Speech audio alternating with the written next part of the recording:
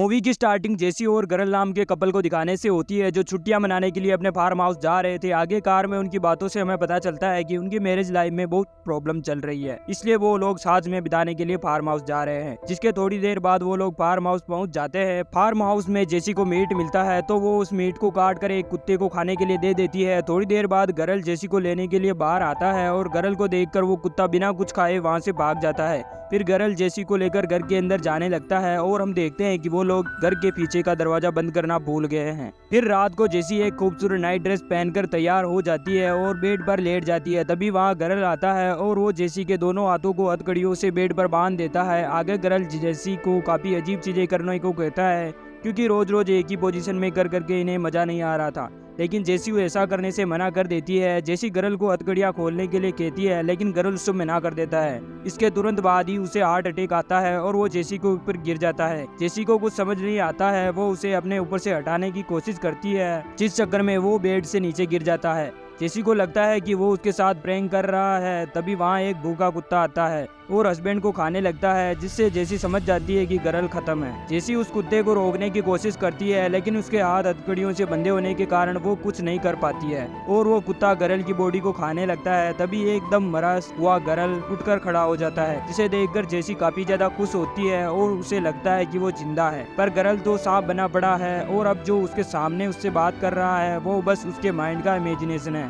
आगे गरल जेसी दोनों काफी देर तक बातें करते हैं, जिसके बाद जेसी किसी तरह से अपने हाथ हथकड़ियों से बाहर निकालकर खुद को फ्री कर लेती है। लेकिन जल्द ही हमें पता चलता है कि वो भी एक इमेजिनेशन है।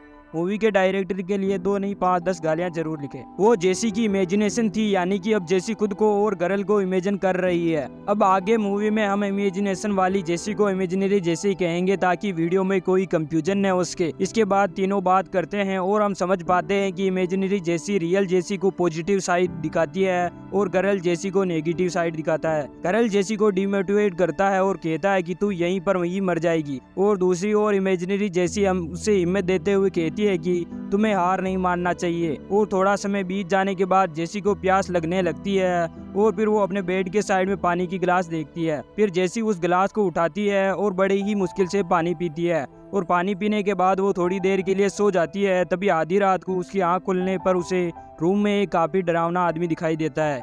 वो आदमी जेसी को अपना बैग दिखाता है, जिसमें कई सारी चीजें थी, जैसे कि लोगों की हड्डियां और कुछ कीमती सामान। अब इसको देखकर जेसी को लगता है कि ये सभी भी इमेजिनेशन है, इसलिए वो फिर से सो जाती है। अगले दिन गरल उसके पास आकर उससे कहता है कि कल जिस आदमी को तुमने देखा था वो तुम्हारी आत्मा लेने आया था। जेसी को उसकी बातों पर यकीन नहीं होता है। तभी वो उस रूम में किसी के पैरों के निशान देखती है, जो कि साइज में बहुत बड़े थे। ये देखकर जेसी बहुत डर जाती है। तभी हमें जेसी के बचपन का एक फ्लैशबैक दिखाया जाता है, जिससे हमें पता चलता है कि जेसी के डैड उसे स्टेप जबरदस्ती किया करते थे और वो उसे धमका कर इन सब के बारे में शांत रहने के लिए भी बोला करते थे।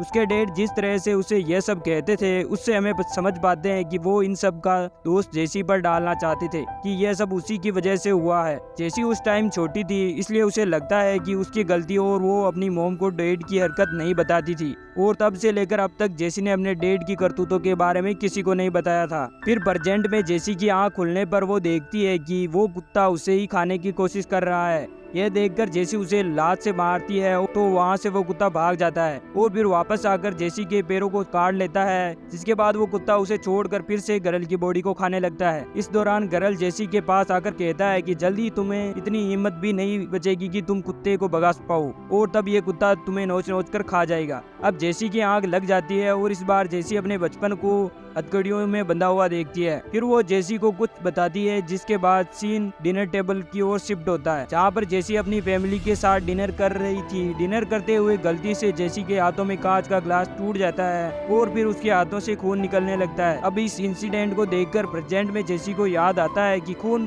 तेल की तरह स्लिपर होता है, जिसकी मदद से वो अपने हाथों को हथकड़ियों से निकाल सकती है। इसलिए अब वो अपने हाथ को काटने का डिसाइड करती है। ये आइडिया इमेजिनरी जेसी को भी ठीक लगता है, पर गरल उसे डिमोटिवेट कर देता है और ऐसा करने से मना करता है। पर इस बार जेसी गरल की एक नहीं सुनती, क्योंकि उसे धीरे धीरे गरल का इरादा समझ में आ रहा था। फिर जैसे तैसे करके जेसी अपने बगल वाले कांच के गिलास को उठाती है और उसे तोड़कर अपने हाथ को काट लेती है, जिससे काफी सारा खून बहने लगता है। जिसके बाद वो पूरी ताकत लगाती है और आखिरकार वो अपने हाथों को हथकड़ियों से बाहर निकाल ही लेती है। लेकिन इस चक्कर में उसके हाथ की चमड़ी तक निकल जाती है। इससे जेसी को बहुत दर्द हो रहा था, इसलिए वो तुरंत मदद मांगने के लिए फोन उठाती है, लेकिन फोन में बैटरी नहीं होती है। फिर वो किसी तरह से टेबल पर पड़ी दूसरी हथकड़ी की चाबी उठाकर अपने दूसरे हाथ को भी खोल लेती है और अपने हाथों पर पट्टी बांधकर कार की कीज लेने जाती है। पर उसने काफी दिनों से कुछ नहीं खाया था, इसलिए वो बेहोश हो जाती है और जब वो उठती है तो उसे वही कुत्ता खा रहा था, जिसे वो भगा देती है। तभी उसे कोई दिखता है, यह वही आदमी था जो जेसी के सपने में आया करता था। जेसी उसके पास यह कहती हुई जाती है कि यह सच नहीं है, यह मेरा सपना है, ऐसा वो दोहराती है। और फिर वो उसके पास जाकर उसके बैग में अपनी रिंग डाल देती है और वहाँ से कार में आ जाती है और कार को स्टार्ट करके चलाने लगती है, लेकिन खाली पेट होने के कारण वो बेहोश हो जाती है और उसका एक्सीडेंट हो जाता है।